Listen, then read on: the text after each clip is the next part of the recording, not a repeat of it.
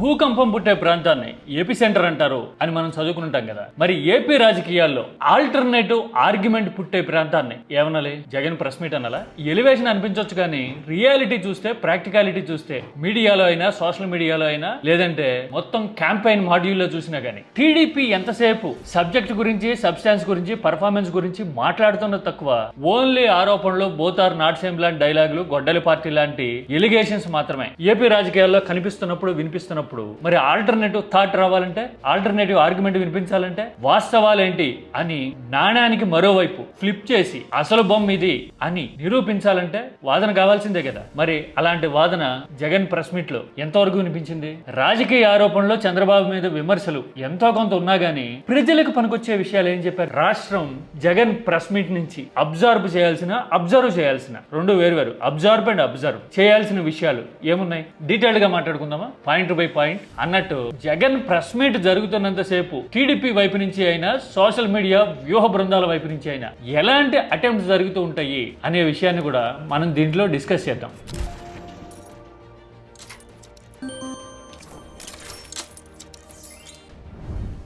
ఈ మధ్య కాలంలో ఎక్కడ చూసినా గానీ గొడ్డల పార్టీ అంటాము, బోత్ ఆర్ నాట్ సేమ్ లాంటి డైలాగులు కొట్టడం చాలా ఎక్కువగా, తరచుగా, విరివిగా కనపడుతూ ఉంది కదా. వైసీపీ కాదు, గొడ్డలి party. Both are not the same brother. అసలు ఎందుకు మాట్లాడుతున్నారు? ఆరోపణలు ఇప్పుడు ఎందుకు చేస్తున్నారు? దాదాపు 2 ఏళ్లు పూర్తవుతోంది కదా కూటమికి. పర్ఫార్మెన్స్ గురించి గానీ, పనితీరు గురించి గానీ, ప్రోగ్రెస్ గురించి గానీ కాకుండా ఎంతసేపు కనీసం విపక్ష హోదా రాలేదు అని వాళ్లే అంటారు కదా. అయినా గానీ జగన్ గురించే ఎందుకు మాట్లాడుతున్నారు అని సామాన్యుల్లో సందేహాలు, అనుమానాలు, విసుగు వస్తున్నాయి కదా. వైసీపీ నాయకులు ప్రెస్ మీట్లు పెట్టి ఖండిస్తూ ఉండుండొచ్చు, సోషల్ మీడియాలో ఆ పార్టీ కొద్దో గొప్ప వాయిస్ రైజ్ చేస్తూ ఉండుండొచ్చు, కానీ ఇలాంటి క్యాంపెయిన్ మోడల్ ని కాంప్రిహెన్సివ్ గా ఫేస్ చేయడం అనే ఎపిసోడ్ జగన్ ప్రెస్ మీట్ లో కనపడింది. ఇది కీలకమైన, మోస్ట్ ఇంపార్టెంట్ ఆస్పెక్ట్ అనిపించింది. ఎందుకని? పొలిటికల్ ఆర్గ్యుమెంట్ వినిపించాడనా? కాదు. ఎంతసేపు పొలిటికల్ పొల్యూషన్ అయినా సబ్జెక్ట్ మాట్లాడండి, పోనీ ఆర్గ్యుమెంట్సే చేస్తున్నారు అనుకుందాం పొలిటికల్, అందులో సబ్స్టాన్స్ ఎంత ఉందో తేల్చేస్తా అన్నట్టుగా జగన్ గొడ్డలి పార్టీ ఆరోపణల గురించి 2 విభిన్నమైన డైమెన్షన్స్ ని ఆవిష్కరించాడు. ఏంటవి? ఒకటి, అసలు ఎవరు గొడ్డలి పార్టీ, దాడులు ఎవరి మీద జరిగినాయి, ప్రాణాలు కోల్పోయింది ఎవరు అని అంటూ తన తాత రాజారెడ్డి గురించి, తండ్రి వైఎస్ఆర్ మరణం గురించి, బాబాయ్ వివేక హత్య గురించి జగన్ కీలకమైన కామెంట్స్ చేశాడు. మా తాతగారు రాజారెడ్డి గారిని చంపింది ఎవరు అడుగుతా ఉన్నా చంద్రబాబు నాయుడు గారిని. ఈ ఘటన చంద్రబాబు ముఖ్యమంత్రిగా ఉన్నప్పుడు కాదా జరిగింది అని అడుగుతా ఉన్నా. చంద్రబాబు నాయుడు గారు అన్న మాట అసెంబ్లీలో, నువ్వు అసెంబ్లీకి ఎలా వస్తావో నేను చూస్తానన్నాడు. చంద్రబాబు నాయుడు గారు అన్న ఈ మాట తర్వాత 2-3 రోజులకి నాన్నగారు చనిపోయారు, హెలికాప్టర్ యాక్సిడెంట్. మా చిన్నాన్న వివేకానంద రెడ్డి గారిని ఇదే చంద్రబాబు ప్రభుత్వంలో హత్యకు గురైన మాట వాస్తవం కాదా అని అడుగుతా ఉన్నా. చూశారు కదా, ప్రతి సందర్భంలోనూ ప్రాణాలు పోవడానికి ముందు ఏం జరిగింది అనే విషయాన్ని జగన్ చాలా వివరంగా మాట్లాడడం అనేది బహుశా ఇది ఫస్ట్ టైం అనుకుంటా నాకు తెలిసి. అంతేకాదు, టీడీపీ వైపు నుంచి సమాధానం చెప్పాల్సిన, సందేహాలు తీర్చాల్సిన అంశాలు చాలా ఉన్నాయి అని అంటూ కొన్ని అంశాలు ప్రస్తావించారు. అందులో బ్రీఫ్ గా నేను ఒక 3 చెప్తా. ఇందులో 3 చెప్పాం కదా, అందులో కూడా ఒక 3 చెప్తా. ఒకటి, బాలకృష్ణ ఇంటో కాల్పుల వ్యవహారం. రెండోది, ఎన్టీఆర్ మీద దాడి చేసిన మల్లెల బాబ్జీ ఇష్యూ ఏం జరిగింది అనేది. ఇక మూడోది, రాష్ట్ర వ్యాప్తంగా ఇప్పటికీ సంచలనంగానే ఉండే, పెను ప్రభావం చూపించే వంగవీటి హత్య వ్యవహారం. ఈ 3 గురించి కూడా జగన్ ఏమన్నారో చూడండి. బావుమడిది వియ్యంకుడు బాలకృష్ణ టపాటపాని గన్నుబట్టుకొని కాల్చబడలేదని అడుగుతా. ఎన్టీఆర్ గారి మీద దాడి చేసిన కేసులో మల్లెల బాబ్జీ అనే వ్యక్తిని పోలీసులు అరెస్ట్ చేశారు. తన జోబీలో ఒక లెటర్ దొరికింది పోలీసులకు. ఆ లెటర్ సారాంశం ఏమిటంటే, తనకు 3 లక్షలు ఇస్తానని చెప్పి చివరికి 30,000 ఇచ్చారని దాని సారాంశం. వంగవీటి మోహన్ రంగారావు గారు ఒక టైగర్. ఆయన ఎలా చనిపోయారు? తెలుగుదేశం పార్టీ అధికారంలో ఉంది, అర్ధరాత్రి నరికి చంపారు. చూశారు కదా, అంటే కాంప్రహెన్సివ్ గా వైసీపీ మీద టీడీపీ చేసిన ఆరోపణలకు సమాధానం చెప్పారు. అలాగే మీరు సమాధానం చెప్పండి, మీ దగ్గర ఆర్గ్యుమెంట్ ఉంటే, సబ్జెక్ట్ ఉంటే అంటూ ఎదురు ప్రశ్నలు వేశారు, సవాల్ విసిరారు. మరి టీడీపీ మాట్లాడగలుగుతుందా? సమాధానం చెప్పగలుగుతుందా? ఇప్పటి వరకు చూస్తే లేదు అనే కదా అర్థమవుతా ఉంది. దీంతో పాటు ఈ మధ్య కాలంలో పదే చంద్రబాబు తనయుడి వైపు నుంచి ఒక డైలాగ్ వినపడుతోంది అంటూ జగన్ కీలకంగా yes both are not same అంటూ కొన్ని ఇష్యూస్ లేవనెత్తారు. వెన్నుపోటుతో పార్టీని పెట్టి పార్టీ గుర్తును దోచేయడం మీ హిస్టరీ. ఎదరొడ్డి నిలబడి ప్రజా మద్దతుతో గవర్నమెంట్ స్థాపించడం మా history. Both can never be same. పనులు చేసి చూపించడం మా స్టైలు, పబ్లిసిటీ క్రెడిట్ చోరీ చేయడం మీ style. Both can never be same. చూసారు కదా, సినిమాటిక్ పాలిటిక్స్ స్టైల్లోనే సమాధానం చెప్పారు. అట్ ద సేమ్ టైం రెండు పార్టీల మధ్య, విధానాల మధ్య, గవర్నెన్స్ల మధ్య వ్యత్యాసం ఏముంది, వైరుధ్యాలు ఏమున్నాయి అనే విషయాన్ని సబ్జెక్ట్ ఓరియంటెడ్ గా కౌంటర్ చేయడానికి ట్రై చేశారు. అంటే కేవలం గాలిబాటుగా రాజకీయం మాట్లాడడం కాకుండా విధానపరంగా మీరు తెలుసుకోండి అని ప్రజలకు చెప్తున్నట్టుగా జగన్ మాట్లాడారు. అందుకోసం ఇంప్రెసివ్ అనిపించింది, ప్రత్యేకంగా చెప్పారు. మరి ఎంతసేపు రాజకీయ ఆరోపణలైనా వాళ్ళు ఆరోపిస్తారు, జగన్ సమాధానం చెప్పారా? అంతేనా? కాదు. ప్రజలకు సంబంధించిన విషయాలు కూడా ఇందులో చాలా వరకు దాదాపు 60% వరకు ప్రస్తావనకు వచ్చినాయి. పథకాలైనా, విధానాలైనా, భవిష్యత్తుకు సంబంధించిన అంశాలైనా కానీ. అందులో మొదటిది మావిగన్ అనే ప్రపోజల్ తెస్తే అప్పటి నుంచి గొడ్డల పార్టీ లాంటి ఆరోపణలు బోత్ ఆర్ నాట్ సేమ్ అని మాట్లాడుతున్నారు అంటూ మావిగన్ ఇంపాక్ట్ ని తనదైన స్టైల్లో జగన్ ఎస్టాబ్లిష్ చేశారు. పొరపాటున చంద్రబాబు నాయుడు గారికి ఎవరైనా కూడా నిద్రలో మావిగన్ అని అన్నారంటే చాలు, బహుశా గుండాకి చనిపోతాడు. స్కాముల కోసం ఎందుకయ్యా రాష్ట్ర ప్రజల వెన్ను విడుస్తున్నావు అని ఎవరైనా ప్రశ్నిస్తే బీపీ పెరుగుతా ఉంది. చూశారు కదా, అంటే మావిగన్ తెర మీదకి వచ్చినప్పటి నుంచి ఇదిగో ఇలాంటి ధోరణి పెరిగింది. కావాలంటే పోల్చి చూసుకోండి మీరు. మావిగన్ గురించి జనం మాట్లాడుతున్నారు, అప్పటి నుంచి టీడీపీ గొడ్డలనో బోతార్ నాట్ సేమ్ అనో ఇంకోటో అంటోంది అంటూ జగన్ రెండింటిని రిలేట్ చేసిన తీరు వెరీ ఇంట్రెస్టింగ్ అనిపిస్తా ఉంది. ప్రాక్టికల్ గా ఆలోచించే వాళ్ళకి, రెగ్యులర్ గా రాజకీయాలు ఫాలో అయ్యే వాళ్ళకి, అవును కదా ఇది అప్పుడే స్టార్ట్ అయింది మావిగన్ వచ్చినప్పుడే అని కనెక్ట్ అయ్యే పరిస్థితి. అందుకోసమే జగన్ ఆర్గ్యుమెంట్ వినిపించడము, సబ్స్టాన్స్, లాజిక్ చూపించడమే కాదు, అసలు ప్యారలల్ గా ఏది ఎందుకు జరుగుతుంది అనే విషయాన్ని ఎస్టాబ్లిష్ చేయడంలో ప్రత్యేకంగా సైకలాజికల్ గా ఒక మెథడ్ ఫాలో అవుతారు. బహుశా అందుకోసమే జగన్ ప్రెస్ మీట్ అంత ఇంపాక్ట్ క్రియేట్ చేస్తుందేమో అని అనిపిస్తుంది కాస్త లోతుగా ఆలోచిస్తే. అంతేనా? మావిగన్ తో పాటు ఇంకా ఏ అంశాలు ప్రస్తావించారు? పథకాలకు సంబంధించి ఈ మధ్యన జరుగుతున్న ప్రచారాల గురించి కూడా జగన్ అడ్రస్ చేశారు. ఆర్థికంగా సంక్షోభం వచ్చేసింది, అసలు ఇప్పుడు పథకాలు అమలు చేసే పరిస్థితి ఉండదేమో అనే ఫీలర్స్ మీడియా వైపు నుంచి, రాజకీయ వర్గాల్లో, ఏది అధికార పార్టీ వైపు నుంచి వస్తున్న టైంలో ఆర్థిక పరిస్థితి సవ్యంగానే ఉంది, కానీ మన డైరెక్షన్ ఎలా ఉంది, మన ప్రయారిటీస్ ఎలా ఉన్నాయి అనేది కదా పాయింట్ అనే విషయాన్ని జగన్ ప్రస్తావించారు. అందుకోసమే అమరావతి పేరుతో ఇప్పటికే 47,000 కోట్లకు పైగా అప్పులు చేశారని ప్రభుత్వం వైపు నుంచి మరో 10,000 కోట్లు కేటాయిస్తాము అని చెప్తూ ఉన్నారు అంటూ మొత్తం 57,000 కోట్లు ఇలాంటి టైంలో కూడా అమరావతి మీదే పెడితే మిగతా అంశాల సంగతి ఏంటి అనే విషయాన్ని జగన్ అడుగుతూ ఉన్నారు. ఇప్పటికే అమరావతికి తెచ్చిన కమిట్ అయిన అప్పులు అక్షరాల 47,387 కోట్ల రూపాయలు. రాష్ట్ర ఖజానా నుంచి మరో 9,200 కోట్లు ఖర్చు చేయబోతా ఉన్నట్టు చూపుతా ఉన్నారు. స్కాముల కోసం ఎందుకయ్యా రాష్ట్ర ప్రజల వెన్ను విడుస్తున్నావు అని ఎవరైనా ప్రశ్నిస్తే బీపీ పెరుగుతా ఉంది.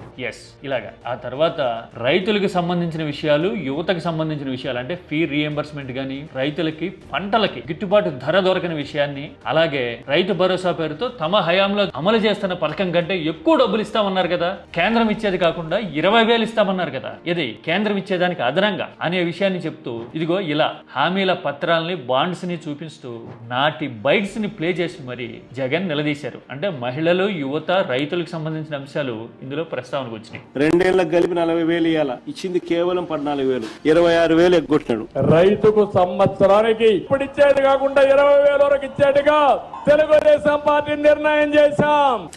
నోరు తెరిస్తే అబద్ధాలు, నోరు తెరిస్తే మోసం. చూశారు కదా. ఇక ఆ తర్వాత ఆర్టీసీ విషయంలో చాలా వ్యూహాత్మకంగా చంద్రబాబు అడుగులు వేస్తా ఉన్నారని, ఇప్పటికే ఆర్టీసీ డిపోల దగ్గర ఉన్న స్థలాలను ప్రైవేట్ గా అప్పగించేశారు, త్వరలో మహిళలకు ఉచిత బస్సు ఉండదు, ఆర్టీసీనే ఉండదు అని కూడా జగన్ తేల్చేశారు. ఏకంగా 12 డిపోలు ప్రైవేట్ పరం చేసినాడు భూములన్నీ. ఇక భవిష్యత్తులో ఫ్రీ బస్సు ఉండదు, ఆర్టీసీ బస్సు ఉండదు, ఆర్టీసీ ఉండదు. చూశారు కదా. ఇక ఈ మధ్య కాలంలో రాష్ట్రంలో సంచలనం సృష్టించినంతగా అసలు జనమంతా మాట్లాడుకున్న విషయం డీజిల్ క్రైసిస్ కదా. దేశంలో ఎక్కడా లేదు, ఏపీలోనూ ఎందుకు వచ్చింది అంటే వైసీపీ ఎంపీలు ఢిల్లీలో కేంద్రం నుంచి సమాచారాన్ని రాబట్టడమే కాదు, కేంద్రం రాష్ట్ర ప్రభుత్వానికి గైడెన్స్ ఇచ్చేలాగా అమరావతికి డీజిల్ మళ్లించొద్దు, బల్క్ డీజిల్ కొనుక్కొనివ్వండి, రీటైల్ నుంచి అమరావతికి మళ్లిస్తే ఇది ఇలా సంక్షోభం వస్తుంది అనే విషయాన్ని బయటపెట్టింది కదా వైసీపీ.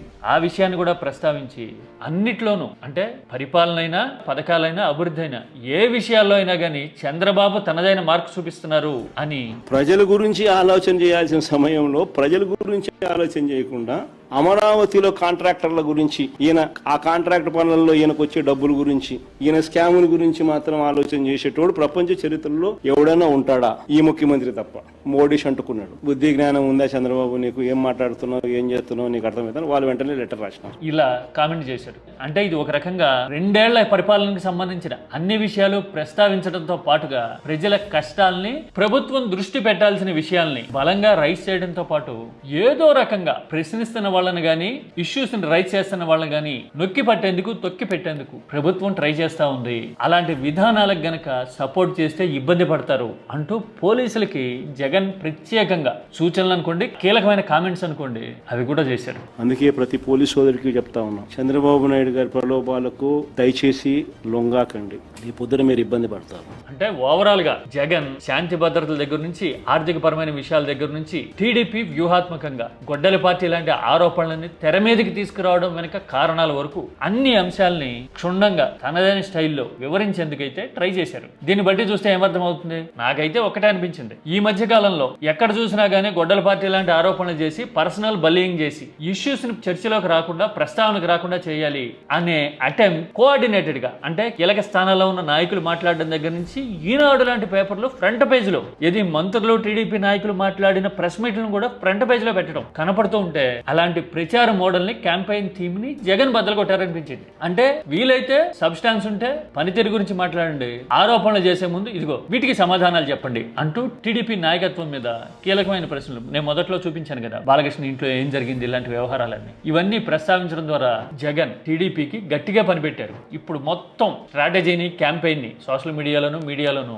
రీవర్క్ చేసుకుని, రీఫ్రేమ్ చేసుకుని ఒక కొత్త ప్రచార మాడ్యూల్ ని టీడీపీ ఎంచుకోక తప్పని పరిస్థితి కల్పించారు అని అనిపించింది. అంటే ఓ పక్కన ఆరోపణలకు సమాధానం చెప్పడం, ఇంకో పక్కన సవాల్ విసరడము, సబ్జెక్ట్ ఉంటే మాట్లాడండి చూద్దాం అని సవాల్ విసరడము, మరో పక్కన ప్రజా సమస్యల్ని ప్రస్తావించడం, గ్రీవెన్స్ ని అడ్రస్ చేయడం అనే 3 ఆస్పెక్ట్స్ అయితే జగన్ ప్రెస్ మీట్ లో ఉన్నాయి అని అనిపించింది. జగన్ వైసీపీ అధ్యక్షుడనో లేదంటే విపక్ష పార్టీకి నాయకుడనో, మాజీ ముఖ్యమంత్రి అనో చూసేదానికంటే కూడా అసలు రాష్ట్రంలో ఏం జరుగుతోంది, other side of the aspect, other side of the coin ఏంటి అనేది తెలియాలి అని అనుకుంటే గనక ఏ పార్టీ వాళ్ళైనా కానీ జగన్ ప్రెస్ మీట్ ఫాలో అయితే చాలా వరకు ఇన్ఫర్మేషన్, డేటాతో సహా, సబ్జెక్ట్ తో సహా మనకు కనపడేందుకు స్కోప్ ఖచ్చితంగా ఉంది. ఇక ఆ తర్వాత జగన్ ప్రెస్ మీట్ జరుగుతున్నంత సేపు సైకలాజికల్ గేమ్ ప్లాన్ ఎలా ఉంటుందో చెప్తాను అన్నాను కదా. ఇదిగో చూడండి, జగన్ ప్రెస్ మీట్ నడుస్తున్న కొద్దీ ఇదిగో ఇలాంటి కామెంట్లు, చాటు, ఆరోపణలు నడుస్తూ ఉంటాయి. ఇదిగో యలహంక ప్యాలెస్ లాంటి ప్రస్తావనలు తీసుకురావడమో, లేదంటే గనక కోటరీ ఉంది అని మాట్లాడడమో, మరో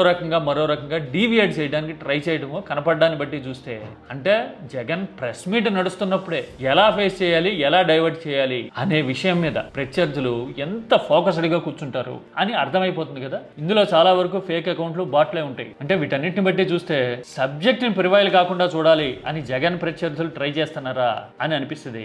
అలాంటి ప్రయత్నాలని జగన్ కంబ్యాట్ చేస్తున్నారు, ఫైట్ బ్యాక్ చేస్తున్నారు అని ఈ ప్రెస్ మీట్ ఆర్గ్యుమెంట్ ప్రూవ్ చేస్తున్నట్టుగా అనిపిస్తుంది మనకి. మీరైతే ఏమంటారు? జగన్ టీడీపీకి పెద్ద పనే పెట్టారా? ఇప్పటి వరకు చేస్తున్న ప్రచారాలన్నింటినీ తిప్పికొట్టడంతో పాటు జగన్ విసిరిన సవాళ్ళకి చంద్రబాబు గానీ, టీడీపీ గానీ, టీడీపీని సమర్థించే మీడియా గానీ సమాధానం చెప్పగలదా? ఏమంటారు?